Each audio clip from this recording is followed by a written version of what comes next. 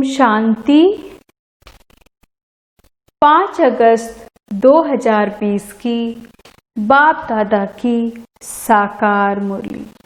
मुरली के सार में बाबा ने कहा, मीठे बच्चे, यह पुरुषोत्तम संगम युग कल्याणकारी युग है। इसमें ही पढ़ाई से तुम्हें श्री कृष्ण पुरी का मालिक बनना है। प्रश्न है आज का, बाप माताओं पर ज्ञान का कलश क्यों रखते हैं?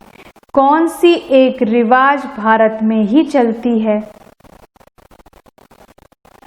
उत्तर में, पवित्रता की राखी बांध सबको पतित से पावन बनाने के लिए बाप माताओं पर ज्ञान का कलश रखते हैं।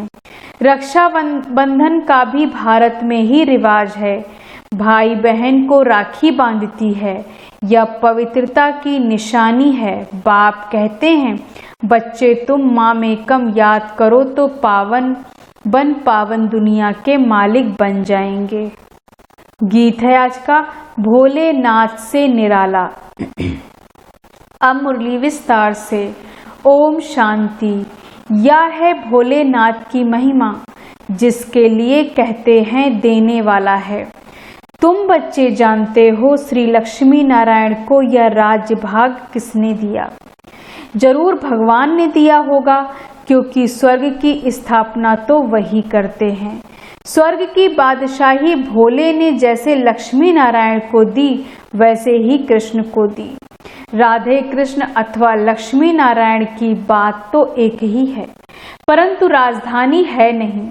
उन्हों को सिवाय परमपिता परमात्मा के कोई राज्य दे नहीं सकते। उन्हों का जन्म स्वर्ग में ही कहेंगे। या तुम बच्चे ही जानते हो, तुम बच्चे ही जन्माष्टमी पर समझाएंगे। कृष्ण की जन्माष्टमी है तो राधे की भी होनी चाहिए, क्योंकि दोनों स्वर्ग के वासी थे। राधे कृष्ण की ही स्वयंवर के बाद लक्ष्मी नारायण बनते हैं। मुख्य बात कि उन्हों को यह राज्य किसने दिया, यह राजयोग कब और किसने सिखाया? स्वर्ग में तो नहीं सिखाया होगा, सतयुग में तो वह है ही उत्तम पुरुष।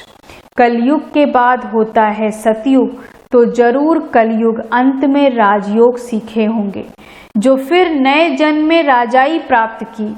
पुरानी दुनिया से नई पावन दुनिया बनती है। जरूर पतित पावन ही आया होगा। अब संगम युग पर कौन सा धर्म होता है, यह किसको पता नहीं।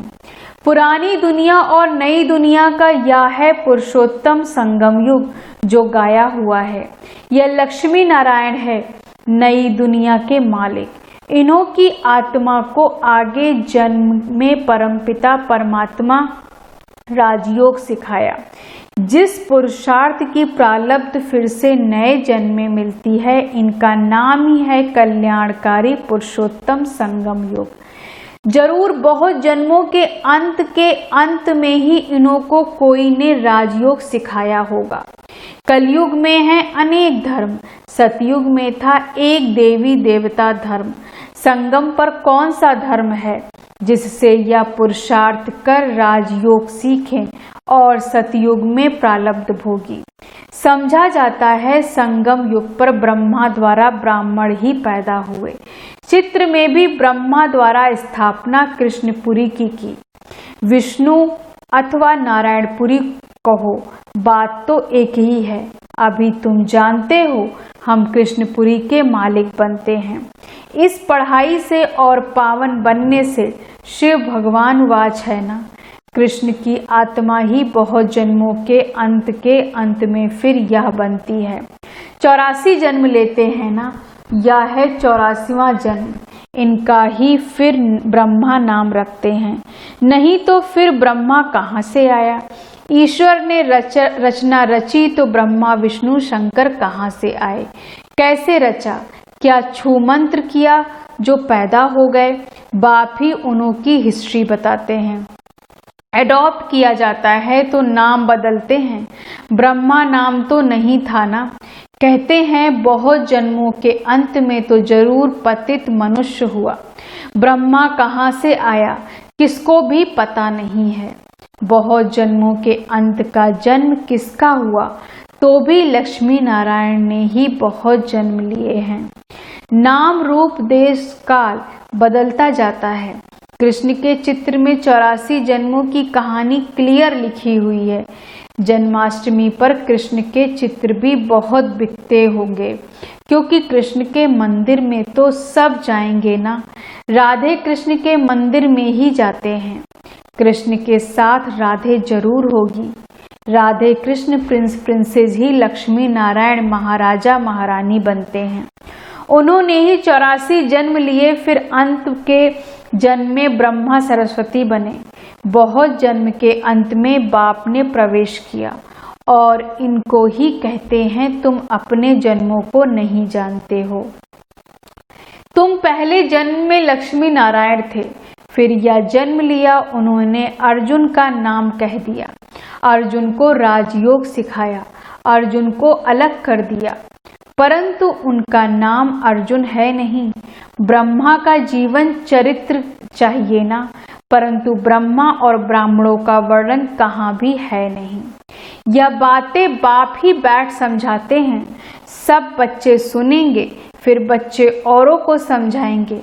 कथा सुनकर फिर औरों को बैठ सुनाते हैं। तुम भी सुनते हो, फिर सुनाते हो। यह है पुरुषोत्तम संगम युग, लीप युग। एक्स्ट्रा युग पुरुषोत्तम नाम मास पड़ता है तो 13 मास हो जाते हैं। इस संगम युग के त्योहार ही हर वर्ष मनाते हैं। इस पुरुषोत्तम संगम युग को किसको पता नहीं है। यह संगम युग पर ही बाप आकर पवित्र बनाने की प्रतिज्ञा कराते हैं। पतित दुनिया से पावन दुनिया की स्थापना करते हैं। रक्षाबंधन का भी भारत में ही रिवाज है। भाई बहन को राखी बांधती है, परंतु वह कुमारी भी फिर अपवित्र बन जाती है। अभी बाप ने तुम माताओं पर ज्ञान का कलश रखा है, जो ब्रह्मा कुमार ब्रह्मा कुमारियां बैठ पवित्रता की प्रतिज्ञा कराने राखी बांधती हैं।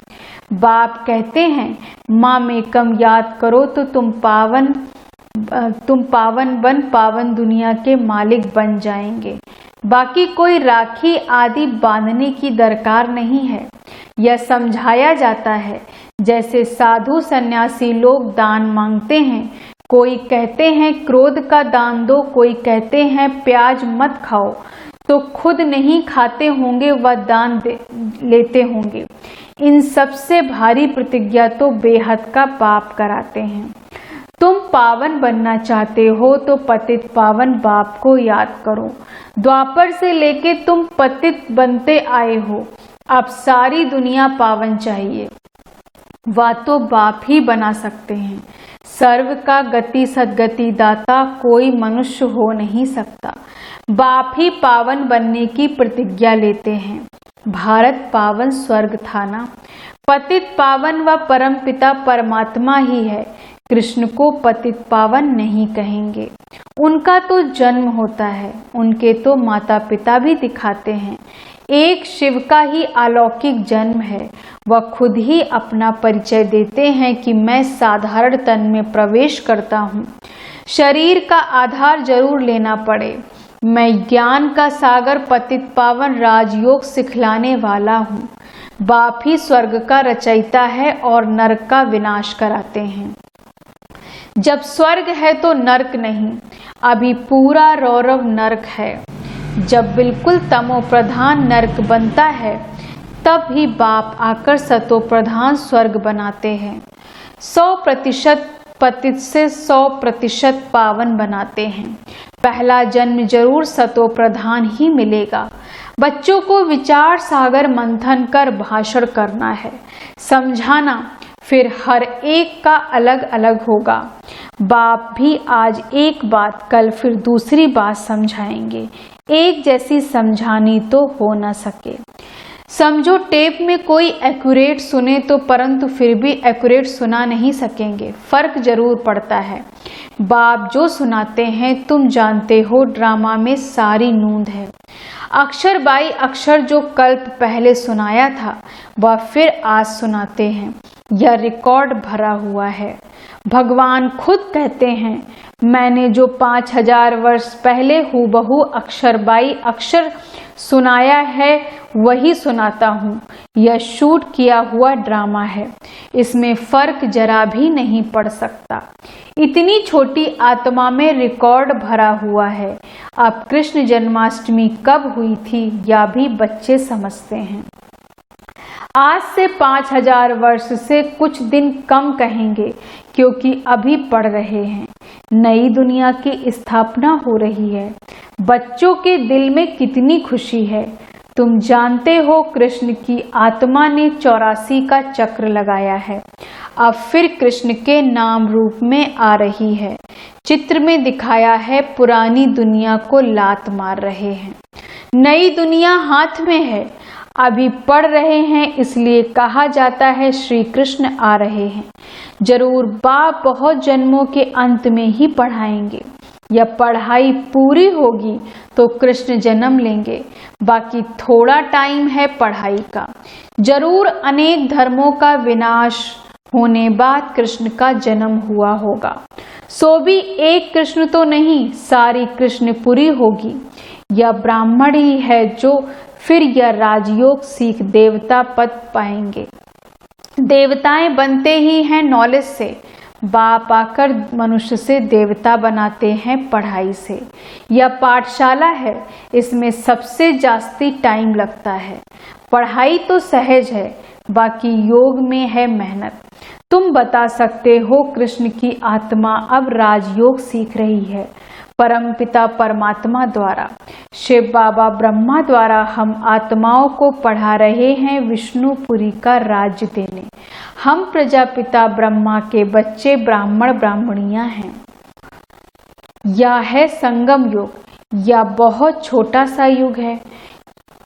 चोटी सबसे छोटी होती है, फिर उसमें बड़ा मुख, उनसे बड़ी बाहें, उनसे बड़ा पेट और उनसे बड़ी टांगे विराट रूप दिखाते हैं, परंतु उसकी समझानी कोई नहीं देते। तुम बच्चों को यह 84 जन्मों के चक्र का राज समझाना है। शिव जयंती के बाद है कृष्ण जयंती। तुम बच्चों के लिए यह है संगम युग। तुम्हारे लिए कलयुग पूरा हो गया। बाप कहते हैं मीठे बच्चों, अब मैं आया हूँ तुमको सुखधाम शांति धाम ले जाने लिए। तुम सुखधाम में रहवासी थे, फिर दुखधाम में आए। पुकारते हो बाबा आओ इस पुरानी दुनिया में। तुम्हारी दुनिया तो नहीं है। अभी तुम क्या कर रहे हो? योग बल से अपनी दुनिया स्थापन कर रहे हो। कहा भी जाता है अहिंसा परमो देवी देवता धर्म। तुमको अहिंसक बनना है, न काम कटारी चलानी है, न लड़ना झगड़ना है। बाप कहते हैं मैं हर 5000 वर्ष बाद आता हूँ, लाखों वर्ष की बात ही नहीं। बाप कहते हैं यज्ञ तप दान पुण्य आदि करते तुम नीचे गिरते आए हो। ज्ञान से ही सद्गति होती है। मनुष्य तो कुंभकर्ण की नींद में सोए हुए हैं, तो जगते ही नहीं। इसलिए बाप कहते हैं मैं कल्प कल्प आता हूँ। मेरा भी ड्रामा में पार्ट है। पार्ट बगैर मैं भी कुछ नहीं कर सकता हूँ। मैं जो ड्रामा के बंधन में हूँ पूरे टाइम पर आता हूँ। ड्रामा के प्लान अनुसार मैं तुम बच्चों को वापस ले जाता हूँ। अब कहता हूँ मन मना भव, परंतु इनका भी अर्थ कोई नहीं जानते। बाप कहते हैं देह के सर्व संबंध छोड़ मामेकम याद करो तो तुम पावन बन जाएंगे। बच्चे मेहनत करते रहते हैं बाप को याद करने की। यह है ईश्वरी विश्वविद्यालय। सारे विश्व को सद्गति देने वाला दूसरा कोई ईश्वरी विश्वविद्यालय हो न सके। ईश्वर बाप खुद आकर सारे विश्व को चेंज कर देते हैं, हेल से हेवन बनाते हैं, जिस पर फिर तुम राज्य करते हो। शिव को बबूलनाथ भी कहते हैं, क्योंकि वह आकर तुमको काम कटारी से छुड़ाए पावन बनाते हैं। भक्ति मार्ग में तो बहुत शो है, यहाँ तो शांत में याद करना है। वह अनेक प्रकार से हठयोग आदि करते हैं, उनका तो निवृत्ति मार्ग ही अलग है। वह ब्रह्मा को मानते हैं। ब्रह्मा योगी तत्व योगी है। वह तो गया आत्माओं के रहने का स्थान, जिसको ब्रह्मांड कहा जाता है।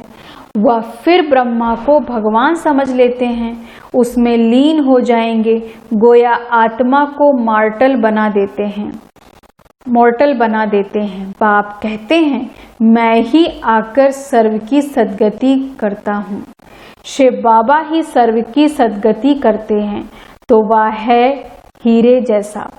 फिर तुमको गोल्डन एज में ले जाते हैं। तुम्हारा भी यह हीरे जैसा जन्म है। फिर गोल्डन एज में आते हो। यह नॉलेज तुमको बाप ही आकर पढ़ाते हैं, जिससे तुम देवता बनते हो। फिर यह नॉलेज प्रायः लोप हो जाती है। इन लक्ष्मी नारायण की रचना और रचना की नॉलेज नहीं। अच्छा, मीठे मीठे सिकी लदे बच्चों प्रति माता पिता बाप दादा का याद प्यार और गुड मॉर्निंग। रूहानी बाप की रूहानी बच्चों को नमस्ते। हम रूहानी बच्चों की रूहानी बाप दादा को गुड मॉर्निंग, नमस्ते नमस्ते नमस्ते। धारणा के लिए मुख्य सार। पहली पॉइंट, इस पुरानी दुनिया में रहते डबल अहिंसक बन योग बल से अपनी नई दुनिया स्थापन करनी है। अपना जीवन हीरे जैसा बनाना है।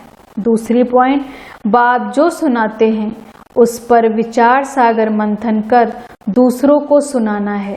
सदा नशा रहे कि यह पढ़ाई पूरी होगी तो हम कृष्णपुरी में जाएंगे। वरदान है आज का, व्यर्थ को भी शुभ भाव और श्रेष्ठ भावना द्वारा परिवर्तन करने वाले सच्चे मर्जीवा भव। व्यर्थ को भी शुभ भाव और श्रेष्ठ भावना द्वारा परिवर्तन करने वाले सच्चे मर्जीवा भव। विस्तार से बाप दादा की श्रीमत है, बच्चे व्यर्थ बातें न सुनो, न सुनाओ और न सोचो। सदा शुभ भावना से सोचो, शुभ बोल बोलो। व्यर्थ को भी शुभ भाव में सुनो। शुभ चिंतक बन बोल के भाव को परिवर्तन कर दो। सदा भाव और भावना श्रेष्ठ रखो। स्वयं को परिवर्तन करो ना कि अन्य के परिवर्तन का सोचो। स्वयं का परिवर्तन ही अन्य का परिवर्तन है। इसमें पहले मैं इस मर्जीवा बनने में ही मजा है। इसी को ही महाबली कहा जाता है। इसमें खुशी से मरो या मरना ही जीना है, यही सच्चा जियेदान है। स्लोगन है आज का, संकल्पों की एकाग्रता श्रेष्ठ परिवर्तन में फास्ट गति ले आती है। संकल्पों की एकाग्रता श्रेष्ठ परिवर्तन में फास्ट गति ले आती है। ओम शांति। धन्यवाद बाबा।